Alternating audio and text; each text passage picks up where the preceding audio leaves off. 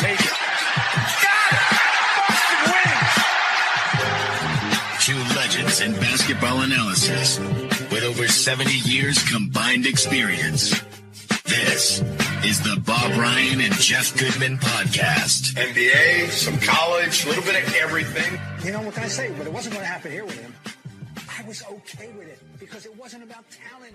It's time for the Bob Ryan Gary Tanguay pod right here on CLNS Media, brought to you by Prize Picks, the exclusive daily fantasy partner of CLNS Media Network. Pick more, pick less. It's Prize Picks. Bob, how you doing today? I'm doing fine. I'm just, looking forward to the Olympics and getting going. And we got to get it going. The buildup is killing me. Let's go. Yeah, well, we're almost there. But we have to wait till Sunday for us to play. But we play Germany. We play Serbia.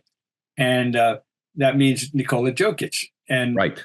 The rest of the roster has one familiar name to NBA fans, and that's Bogdanovic. Now, yes. There's two Bogdanoviches, but this is the one who plays for Atlanta right now. He's a 7-year veteran, and he's a major player.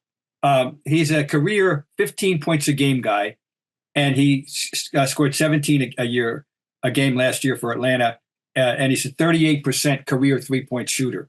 So he's a serious player. I don't recognize, frankly, any of the other names. They're all European players. I don't think there's any other NBA player on that roster. I may be wrong, but I don't think so. We certainly we got our hands full with Jokic, but it shouldn't be a major problem. I wouldn't think. Our group is, frankly, a cakewalk. It's Serbia. You know that the revenge game with South Sudan might get ugly, right? But you know something, Bob? I was thinking about this. Do you think the raise of play that I didn't say? Excuse me, I misspoke. Do you think the level of play will rise as they face bigger names, like in this contest? And you have your groups. There's 12. It's a 12 team for people who don't know. It's a 12 team tournament with 3 groups of 4. You have group play, then you'll get into the medal round. Okay, Group B is the best group. Group B is France, Germany, Japan, and Brazil. Now, Brazil isn't what it used to be. Brazil, they famously beat us in '88 in the Pan Am. That started the American panic, and that's where we were introduced to Oscar Schmidt, who dropped 46 on us in that game in the Pan Am finals in 1988. And Brazil was a power for the next 2 or 3 Olympiads. They've fallen off. Japan, obviously not a threat. But I'm telling you, Germany's a medal contender. I'll be very surprised if they don't medal. And France is certainly a medal contender with Wembanyama and Rudy Gobert and even Fournier. And they're going to be good. That's the best group. The other group is Group A. Australia, who have some players, there's a lot of NBA players. Greece, of course, has Giannis. Sure. But little else. Canada. Now this is I'm big on Canada, and I'm rooting for them to get a medal. And they're going to have a great backcourt with SGA and Murray. They got some good perimeter players. They don't have a great big man. Their reigning big man is Kelly Olynyk. And then there's Spain, who were the team that give us trouble in 2008 in Beijing and 12 in London. They're not as good as they used to be. They were built around the Gasol brothers. And I don't think that Spain's got, but it's become a basketball conscious nation. The Spain league is a good league. So they could could give people a game. So, but you got, I think, 3 legitimate medal contending, or 2 for sure in that group in Australia and Canada, for sure, that'll be competing for a medal, along with France and Germany and us. I think those are the 5 on paper best teams. Do you think Durant will see time soon? Yeah, well, I know he wants to play, and he wouldn't be there if he didn't want to play. I don't know the medical thing. He's had a press conference yesterday. I'm not sure what the result of that is. It would have been nice for him to get an exhibition in. Let's face it, it's not mandatory. But the thing about this team that we worry about, and the one technical thing, it's 2, offensive rebounding was a bad thing the other night too, by the way. We were hurt on. Now, a lot of them were long rebounds. I got to say, 3-point shot rebounds that do. But we were beaten to the ball. We were not getting those 50-50s at all against Germany in that game. We gotta come to play, and that's the big thing. Americans, you can't send a B team anymore. You got to send an A team. Anyway, Durant Durant is the all-time leading American scorer in international competition since we started doing this in '92, and he's carried us through the World Championships a couple of times when we, over his career. You'd like to think we don't need anybody. You know what I'm saying? That with the 12-man roster that we have, that we should be able to surmount the loss of any individual at any time. You'd like to think he is not indispensable. Now, I will say this. The guy who I am nominating as the indispensable guy till further notice on this particular team at this particular time is Anthony Davis. I think Anthony Davis got to be out there in the end, both ends of the floor. He's playing very well. It's we ought to win. I mean, my God, we ought to win, but Sure. The Germany game, I think, is a forerunner that they're not going away easily, and they're good and they're well coached. I don't know who the coach is, but damn it, they're well coached. And you mentioned 50-50 balls. Yeah. And as a wise man once said, effort is a funny thing. Well, sometimes you have it, sometimes you don't. Yeah, no, you're right. Well, Red Auerbach coined a this is kind of in a general area of topic of hustle and enthusiasm and so forth. He coined a phrase 50, 60 years ago, false hustle. And he claimed he could spot when a guy was giving him false hustle. I love that. I never heard anybody else refer to that. That was Reds. But we got to come to play. And obviously, it's fixable, is what I'm saying, Bob. It's if they lose, they beat themselves. Yeah. First of all, Steve Kerr said this publicly, and I want to see evidence of it. That this team's reputation or its essence, its identity. Thank you. It should be about defense. That they should have a great defensive team. Okay, you gave up 100 points to South Sudan, right, in 40 minutes. By the way, remember this. Now, and this is another thing for people to understand. The international game is different. It has proven to be a problem for us ever since '88. Really, it's been a problem when the world started to get better. And the international game, you can fool around on the rim. The refereeing sensibilities are different. Like, for example, Tim Duncan hated to play for the U.S. team because they fouled him out of games. Like, he couldn't understand why he was doing the same things he was always doing. Tim Duncan's an all-time top 10 player for us, but he got frustrated playing international basketball. And all these, these other teams are loaded with veterans who play international basketball. It isn't that easily transferable for us. So, but it's a 40-minute game. We give 100 points to South Sudan. Come on, Steve. That's not a good defensive team. No. That's inexcusable. I assume things will change. I do too. And our roster is clearly the best roster. And certainly Steve Kerr with championships on his belt is a coach. I have a Celtic question for you, Bob, that just arose in my cranium here as you were talking about makeup and roster and effort. What do you think Joe Mazulla has to do to prevent a championship hangover? Now, obviously, a championship hangover in the NFL is much more detrimental because of the shortened season. A couple of games here or there that you should win can make a difference in the playoff standings and so forth. The NBA season is pretty long, and you had a long time to fix it. But do you think Joe Mazulla has to adjust, has to do anything different going into this season? I think he's already what we've seen of Joe as he's unfolding, as he is presenting himself to us in public in layers, going from we knew zero about what he was like. Right. When on the morning of September 21st, I keep coming back to that. On the morning of September 21st, 2022, he woke up as an anonymous assistant coach of the Celtics, sitting in the second row. And now, fast forward to this date in July of summer of 24, and he is the reigning coach of the reigning NBA champions. And I mean, he's had to grow enormously since that moment. And he is unveiling himself to us in dribs and drabs and layers. I think there'll be slogans, maybe. There might be a giant 0-0 poster in the locker room when they convene in the fall. Some hints that to remind them that last year was last year. I hope you enjoyed your summer. Let's get back to work. It's 0-0. Or maybe I don't know. I mean, some coaches would go for this, other coaches wouldn't. Some coaches don't want to talk about opponents. John Wooden, for example, he didn't watch film.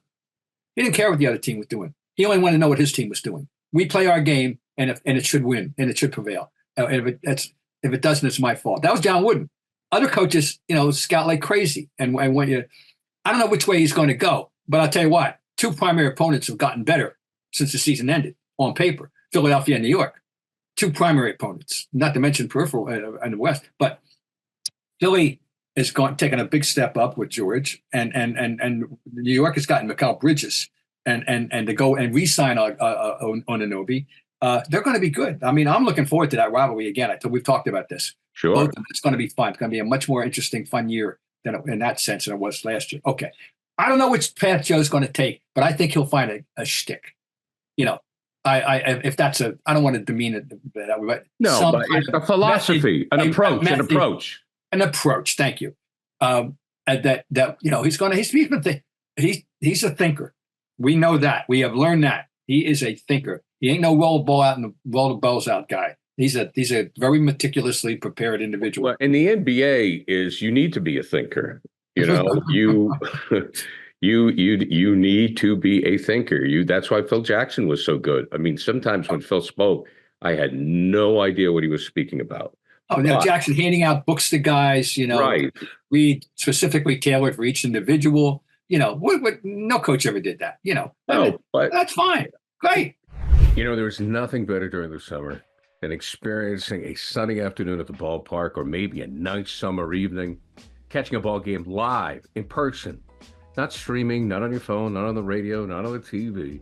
I remember driving down from Maine every summer. It was a big deal. We get tickets to see the Red Sox at Fenway Park. And I just remember seeing the green grass as you'd walk up through the tunnel. It was like heaven.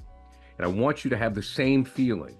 So go download the Game Time app and go see a game.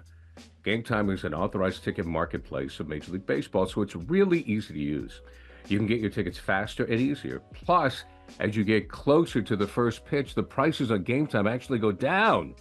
They have killer last-minute deals.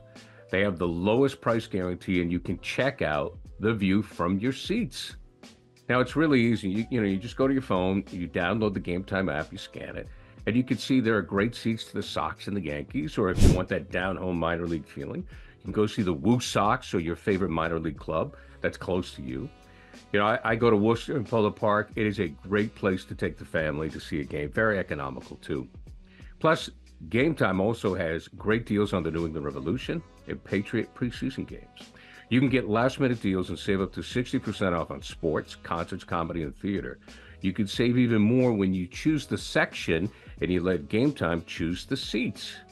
You always get the lowest price guarantee, or Game Time will credit 110% of the difference. So take the guesswork out of buying MLB tickets with Game Time. Download the Game Time app today, create an account, and use code CLNS for $20 off your first purchase. Terms apply. Again, create an account and redeem code CLNS for $20 off. Download the Game Time app today. Last minute tickets, lowest prices, guaranteed. Because when I look at this team, when you look at the Celtics, I go, what do they need to get better at? And I'm like, I don't know.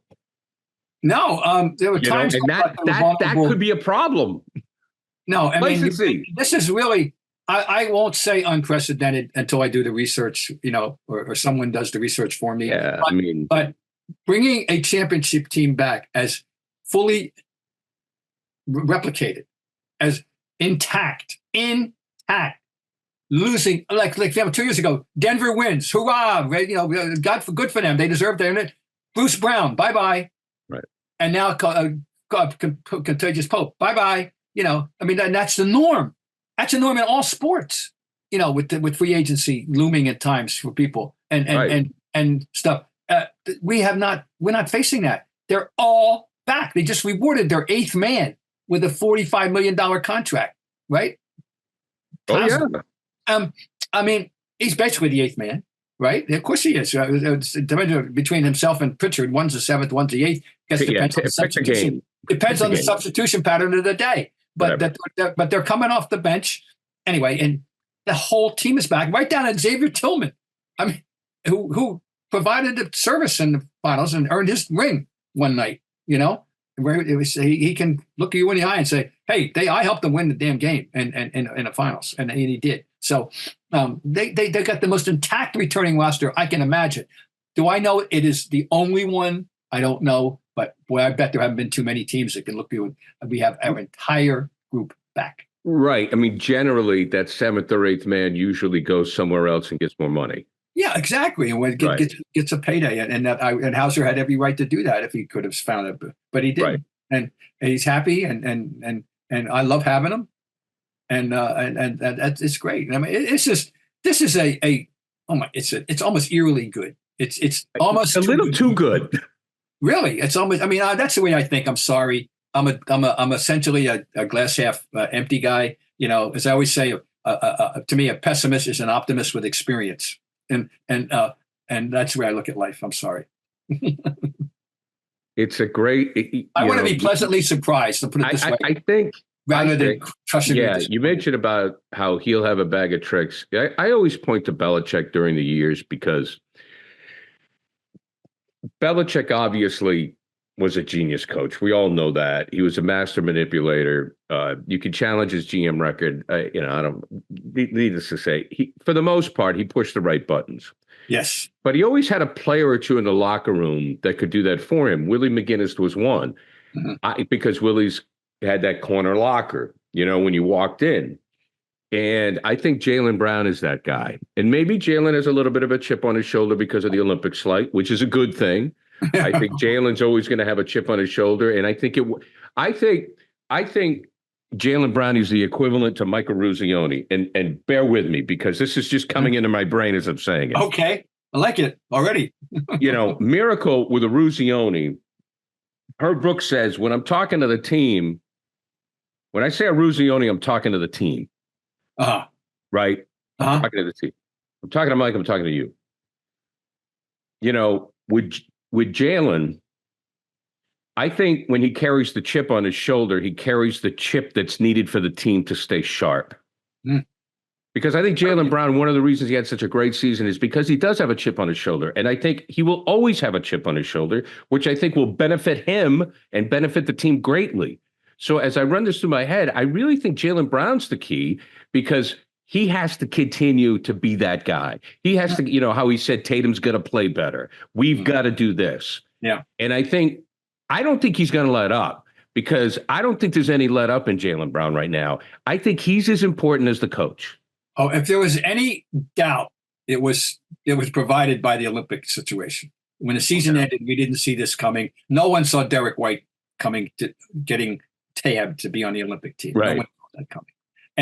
And least of all, Jaylen Brown, as it turns out, right? So that's a very good point, Garrett. I can't even amplify it. I think it's a very good point. Yeah, I think it's going to be interesting. The only other guy, what about the role of a big Uncle Al, though? Where does he come in? I mean, Bob, I really don't know. And I'm going to be honest with you because he's such a quiet guy and he's such a nice man. And I'm sure he has an impact, but he doesn't display it publicly. You know better than me. I'm sure there are moments in the locker room where his presence is vital, but I've never seen it. Yeah. Well, yeah. Okay. Well, you know what I mean? So I'll what do you think? Well, I want to, I'm kind of projecting or assuming that he assumes a big brother role when he has to and knows how to do it without being overbearing. Right. And he's an incredibly useful adjunct for Coach Mazzulla to have a guy. There's no doubt, but he's never. He's got his role. All right, his role. He's never going to do it publicly. He's got a role in there beyond the basketball, I think, and whatever it is.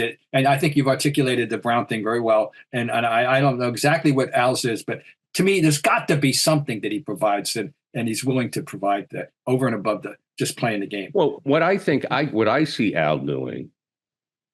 Somebody has a bad game. I mean, look, Tommy Heinsohn, God bless him, used to say, people forget players are people too. He said fans would always say, fans have to remember. Oh, God. Players show up sometimes and they just don't feel good or they got a problem at home. Well, or, you know what? Casey Jones always said, I'm cold. I don't feel like shooting. I got to switch sports. You got to make a great point. And there's a great example that I just was reminded of this last week in the run up to Cooperstown. And I lived through it with this guy when I covered baseball and a full season, and also all the years I covered it as a columnist. And I used to say about Dwight Evans, who was very talented, that he was so hard on himself, he was so insecure that he worried every 0 for 4, he thought they were going to send him down. This is why he's winning Gold Gloves, by the way, and having a good year. Every 0 for 4, he was just, and now he's coming out. He's got a book, and he is telling the world what it was like to live with his 2 sons with the neurofibromatosis. 2, both of whom have passed away within months of each other, a couple of years or so ago, and that the daily stress of his life was unimaginable for any of us or any of his teammates. And he had to, leave bye, honey, see you later, come into and become a new person in the locker room, and he said this was his refuge. But he said he didn't enjoy his career.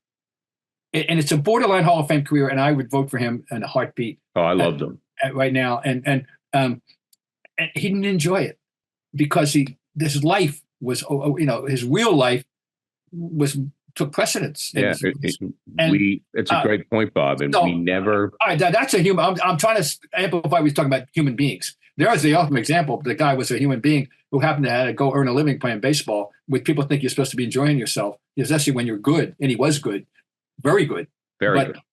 And now he can't. No, and so there were other guys that have life things going on that we don't know about. That people don't realize this. And but Dwight Evans was exhibit, and of course I'm living with it, and I'm going around saying things like, "Oh, the guy's insecure," and I don't know what's going on with the guy. I don't know. I knew he had his, but you don't know. And so I think that's an excellent point. Yeah, and I think that to bring it back to the Celtics, I think Al is that guy, maybe in the locker room, out of the spotlight, that talks to that person. Yeah. So anyway, I'll repeat it. It's more evident now. And I was saying this 3 months ago, and I said it 3 months ago, and now it looks like, how right was Bob? Every general manager in the league would trade their roster. I was saying in January and February, head up 100% for Boston's roster. Absolutely. Every general manager would trade their roster for Boston's roster and would turn it over to his coach of choice and say, don't drive this Ferrari off the road, please. Thank you. Right. And that's exactly what Joe Mazulla kept that Ferrari going very nicely and it got rewarded. Yep. It's the best roster assembly. It's really, and I did say this. Now I'm not saying it's the best team of all time. It's not. But this is the best, deepest roster assembly I have ever seen in the 55 years since I started covering this league. Yeah, Brad Stevens has done a masterful job. The best 10th man that I know of is Xavier Tillman, okay? I mean it. And maybe they got the best 12th man for that, but I know they got the best 1 to 10 that this league has ever had assembled at any one time in the context of its era. Right. I'm not saying they're the 86 Celtics. They're not. But I'm saying that this roster is the deepest 1 to 10 that I've ever seen assembled for any team in the league at any time. Agreed.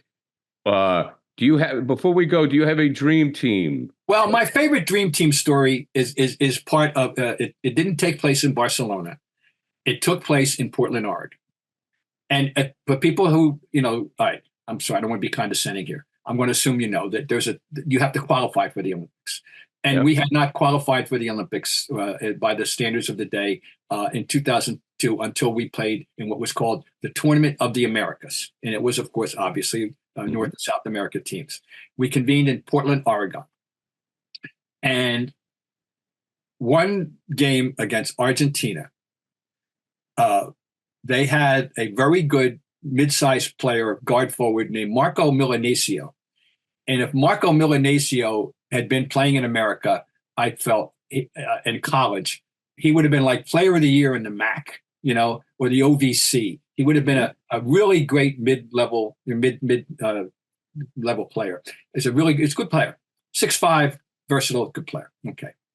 So they're playing Argentina, and he finds himself on a switch where he is being guarded by Magic. And they are in proximity to the Argentina bench. And as he's backing up with Magic on his shoulder, he is yelling to the bench, "Fotografia, fotografia." I hope he was obliged so he can tell the grandchildren that he was posting up Magic Johnson. And now, I'm sorry, I can't top that one. But just remember that before game 1, when they played Cuba, that was the first game. The Dream Team had played together as Cuba. That Cubans requested a team photo with them before the game. Right. Which became the norm. They knew they were going to lose. It was just a matter of they knew. Everybody knew they were going to lose. There was not a moment of trepidation in the Tournament of the Americas. And really, there was only one in the entire Olympics. They trailed once, right, all the games against Croatia in the gold medal game by one possession for less than 15 seconds, after which they took a lead like 15-14, 16-15, something like that, a little back and forth there. Barkley come down, drills a 3, and they went off, and that was the end of that. Right. And so anyway, but Marco Milanesio, fotografia, that set the tone for the Dream Team excursion into the Olympics. He's got a million of them. He's Bob Ryan. Great job, Bob, as always. Appreciate it, buddy. We'll do it again next week.